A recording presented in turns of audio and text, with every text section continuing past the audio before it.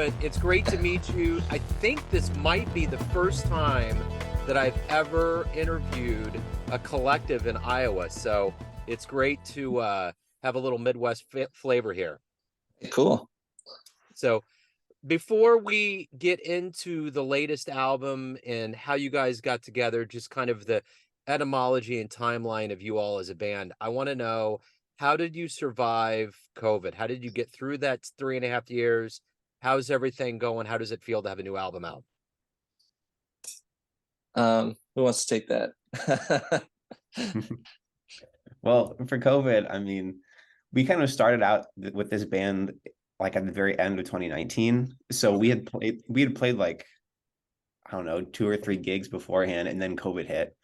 And so what we decided to kind of just do is we recorded a bunch of music during COVID. So that sort of let us have some creative space to do that, which was nice. We also just like rehearsed a bunch and tried out some new stuff. We recorded a bunch of stuff for social media, so we were still able to connect with folks even though they couldn't come and see us at shows. And then that meant after COVID was over, we were kind of ready to hit the ground running, and it kind of worked out that way. Cool. Mm-hmm. Yeah. So the latest album, Even You Can See in the Dark, is, you know, it's a big shout out for your voice in the music world. How does it feel on a visceral level to see this out, to see things moving forward, the potential for live music? What does it mean? It means a lot. I mean, Yeah, we're really proud of our community and where we come from and the musicians that we like grew up and still work with. And so it's on that level, it feels great. And we're really excited to share it with everybody. I mean, this is a project we've been working on for, oh my gosh, what, 2 years now?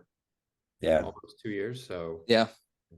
From that standpoint, it's really cathartic, and we're really excited to just share stuff we've been working on and introduce some people to the people that we really enjoy collaborating with. Mm-hmm. The one thing I've noticed that's kind of become somewhat of a trend in jazz, and I know Miles did this years ago with kind of introducing electronic elements into the idiom, but it seems like it's becoming more and more something that's getting infused into the jazz world. You know, this blend of electronic, synth, jazz, all of these components coming together. Was that kind of your aim going in, or is this something that's a part of your history of being a musician? How did this sound begin with all of you? How did this happen? It's Yeah. yeah, you go, Nolan.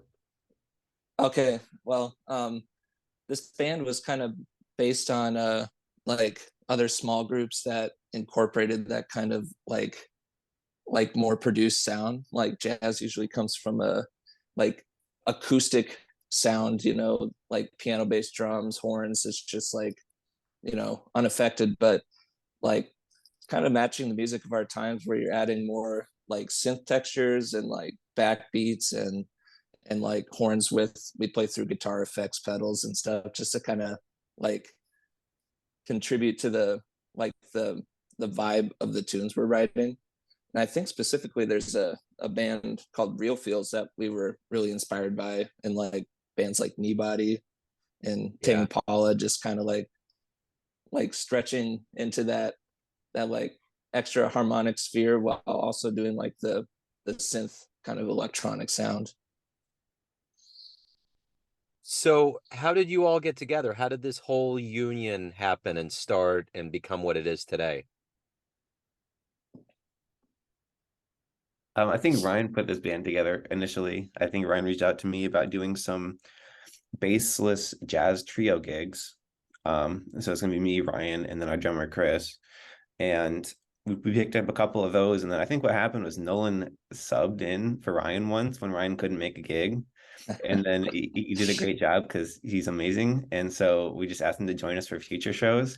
And then after that, we started to really explore like, what can we do with like without having a bass player? How can we incorporate synth bass into things? And then it's like, okay, now that we have synth bass, how can we add some more different other cool electronic ideas? So it's like you hear a lot of synths on the album that isn't synth bass, obviously. And then how can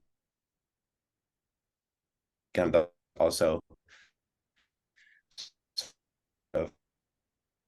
complement that as well. And so that's kind of how we started that direction.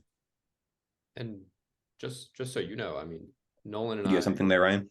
yeah. Nolan and I started playing together at the University of Northern Iowa back in 2014, I think. Yeah.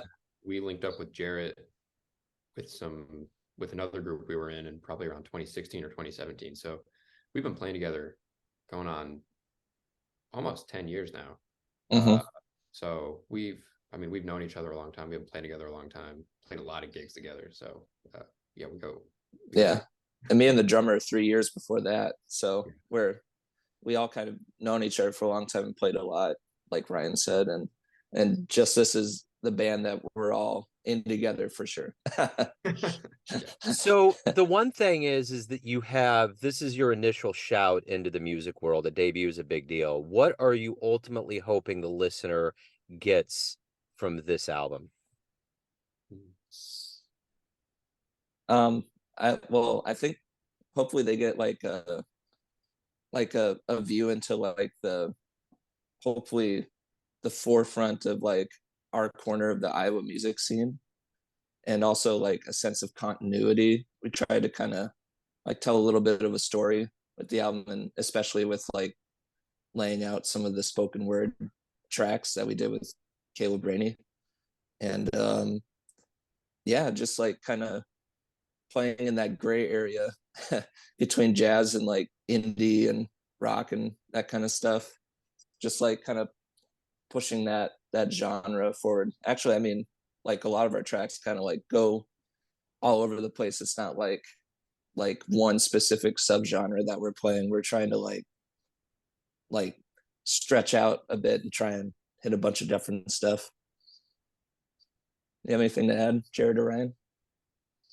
Yeah, I think another big takeaway is like just kind of just celebrating community and collaboration with people. I mean, it's just, I think music that you can make with your friends in ways that you might not necessarily envision in jazz, but you can expand into a whole bunch of different areas. I think that's really powerful, and I think that that'll really resonate with people too. Part of it is just taking a creative artistic step to just try something different and see what happens, and then taking what works and putting it on the album and telling a story with it. So yeah.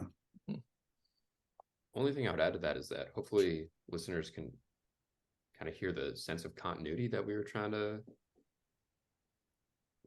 infuse into it, even though we touch on a bunch of different genre styles. I mean, we got spoken word, and then we have like shred metal, and then we have like through composed 10-minute jazz piece, but hopefully there's like this, people can hear the common theme of like what we're trying to do, and how we're trying to like draw all these influences into like a hopefully cohesive product. We think it's cohesive.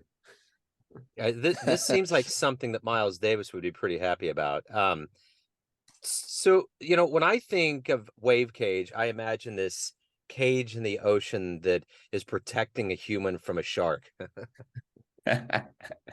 So that's the beauty of art, right? So we all have our perception here. So you tell me what's wrong with what I just said, or what's right with the exact way that your band name comes out. I think we love the name Wave Cage because it can be kind of interpreted in different ways too. Like we played a gig once and it was someone like on the poster board outside that people would see like walking in, they drew a big chalk figure of a cage with a wave in it. So maybe the wave is in the cage. Oh, yeah. I don't know. But there's also like, I like to think that waves can also be like sound waves or like electromagnetic waves. It doesn't have to be like ocean waves. And so there's sort of like capturing the waves that we hear and that we experience around us as part of our experience too. So it's like, it also wave cage, the alliteration sounds good too. So yeah, just a fun yeah. So, the one thing about Iowa or the Midwest is that people on the coast just aren't quite sure what's going on. So what is happening in Iowa? What is the scene like? How has it fostered your development as a musician and your evolution as a band? Yeah, I mean, we grew up with it. Yeah. I think that there are Iowa, I mean, geographically, you do have to drive, half an hour, 2 hours to different venues around the state.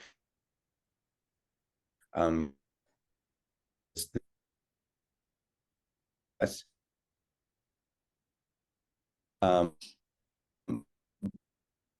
but there's a amazing around of all the time. I mean, as a listening in, there's a great jazz festival in Iowa City that always gets, Yeah. recognition. And so I think that there's just a lot of very local community support. And then there's also just the room to go out to Chicago and see some of the best, national, international touring acts in the world. Same with Minneapolis and Kansas City and stuff. So we have our own little niche kind of in the middle of nowhere, but connected to a lot of things with a lot of great local resources and help. So I know for me, it's been, an awesome experience, and I'm sure for the other guys too. I just hit an epiphany here. One of my favorite movies of all time was Field of Dreams. And when I was younger, I went up to Dyersville about 2 or 3 times.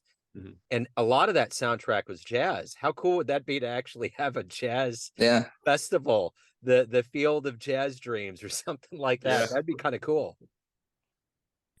That would be. Yeah. Because that thing's blown up there. I mean, when I went up there, the first time I think I went up there was in the early 90s, and the dust was still settling, like everybody was like, what's going on here? People are coming up to see this, and you could get a vial of dirt, and it was just kind of this rustic thing. And now it's this big monolithic kind of Times Square thing, so it's wild. I got something else about Iowa is that really like to shout out the public teachers and a lot of the education that happens in Iowa. I think it's at a really high level. I think the quality of the average band, choir, orchestra student in Iowa is really high. And we have there's a great jazz history in Iowa, surprisingly. But then also our state universities are, I think, really, really great. And I think you can get a great music education and learn a lot about music and play a lot of great music in the state of Iowa. So are you from Iowa, or are you just up in Minnesota because of the series, or what's going on? So I'm from Des Moines originally. Okay. And then Nolan and I met at the University of Northern Iowa in Cedar Falls. And then I moved to Minnesota at the beginning of the pandemic. I was doing my master's up here. And so I just finished, and so I'll probably stick around for a couple more years, but I'm back all the time, play with people in Iowa all the time. So at heart, I'm an Iowan. So look, real quick, I got to tell you, I have this way with cats. Your cat's probably listening to my voice, and I noticed that. So it's fine. You let the cat roam. We can get to know each other too. Yeah. Jazz is full of cool cats. So let me ask you this. If you were to come to Kansas City to put on a show, and you had to explain the show, and you had to sell it, okay, in the length of a tweet or two, so how would you do that? There we go. That's what I'm talking about. So, so how would you explain and sell somebody in Kansas City to come see you live at one of our venues? I think that we would probably, what we're shooting to do is tour with the spoken word poet who's on the album, Caleb Rainey. So I think we would probably, for an upcoming show, we would probably pitch it as like a jazz and spoken word collaboration that reaches, in jazz fusion and beyond. That's pretty succinct, I would say. Do you have any plans on coming here? Well, we played one show in Kansas City before the pandemic, I think it was. Westport Coffee House. Oh yeah, that's a cool venue. Yeah, that was a lot of fun. And so I'm sure we'll be back at some point soon. Your Boulevardia festival is super cool. So maybe we can get that in some way. Yeah, we'd love to. The one thing you might want to think about too, on the side, I've done some poetry readings myself, and there's a place called Blip Roasters. It's a huge, like, coffee. They have alcohol. It's like a converted warehouse in the bottoms, and it's very swanky and cool. And they have an open poetry night every week.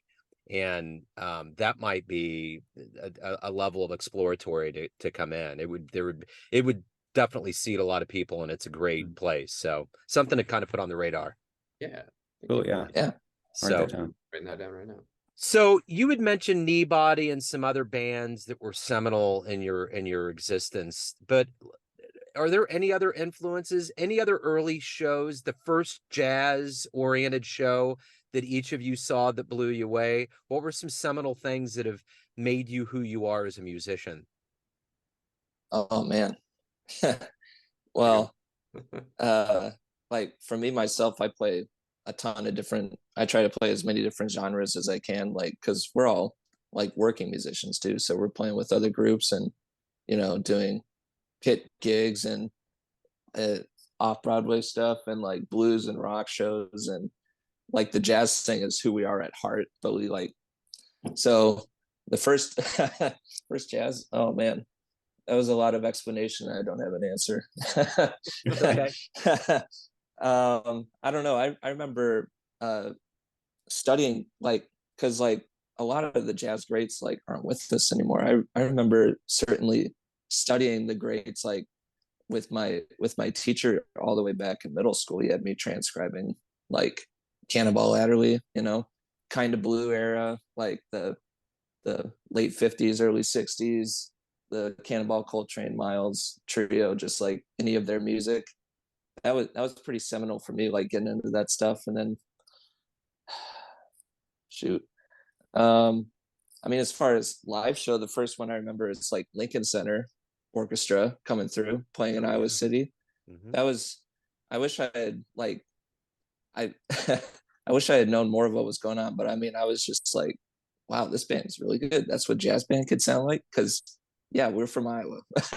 We don't get Right. to see that stuff very often, or at Yeah. least back then we didn't. So like seeing a group like that, just like super high level musicians playing like in an ensemble and like playing this old stuff, playing this newer stuff, you know, that for me was probably the first seminal experience.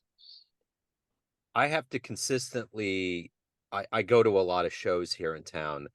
So Mhm. I've had to really school my wife on it. And sometimes when we're like watching a show, I'm like, this is major league. And I remember the last time I got totally blown away, Miguel Zanon came down to the Folly. Mhm. And that band he had, man, I mean, it was a level, and you can't get that on a recording. You have to see that Yeah. happen.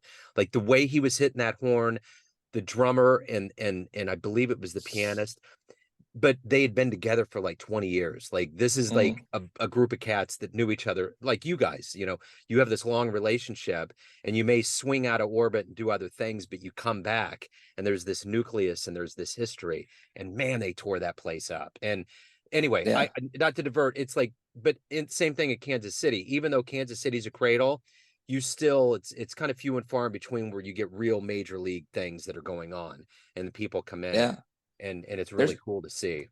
there's so many like incredible caliber musicians in Kansas City though, and Yeah. it has such a deep history in jazz and like blues and stuff. It's I think, well, live is where it's at for me. Just like seeing a band live is just a whole experience that you, even if you hear a great live performance on tape, it's like being there is incredible, and being in a city with that history and seeing that's like an even higher experience.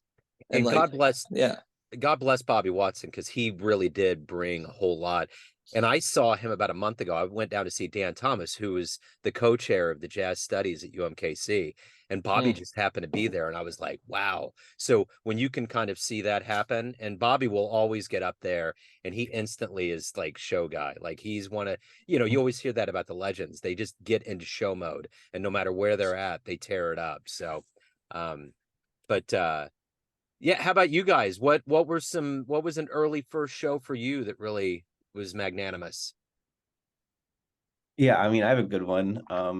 My biggest influences are probably Herbie Hancock and Chick Corea, and I got to see them perform as a duo, so two pianos on stage at the Montreux Jazz Festival in Switzerland. This is a really like unique, lucky experience that I got to have because one of my friend's family is like most of her mom's side is French, and so she took me and a couple of our other friends to France for like a 3-week trip to just kind of like chill with them and live with their family. And as part of that trip, we went over to Switzerland for the festival. And yeah, it blew my mind. Those guys are as amazing as you can, hear on any recording, but just seeing them in person and seeing the interaction that they had with each other was incredible. Some of the set was just totally improvised, whereas some of the set was like, they played some of their classics too. But I mean, I remember that festival, that show just like extremely vividly, and I come back to it all the time. Herbie's on tour right now. I got to see him in Iowa City, a couple weeks ago, and he also passed through Des Moines. And yeah, I mean, you don't need me to tell you how amazing he is, preaching to the choir here, but it's these shows that you get to see, a couple times in your lifetime, and it just like blows your mind. It's revolutionary. It's the stuff that you remember forever. Absolutely. I started off I came to jazz in like a kind of later, I feel like probably like towards the end of high school, beginning of college is when I really got into it. But I started off really liking indie bands growing up, and like I think my first big show, like concert festival type thing I went to was Modest Mouse, and I remember it was like so fun. I mean, it was just like the most fun I'd ever had, and I think that's when I really got hooked on like live music. And it's Chris. Hey, Chris. He's coming. Yeah, that's when I got hooked on live music, and then I think from there that's really what just fueled this like baseline love of music and performing and being around just the art form in general. Yeah. And once I got to school is when I really got the jazz bug, for lack of a better term. But yeah. So live shows, anything, best place to pick up the album, where do we go? How do we do that? Yeah. Best place is Bandcamp. Bandcamp.com, Shifting Paradigm Records.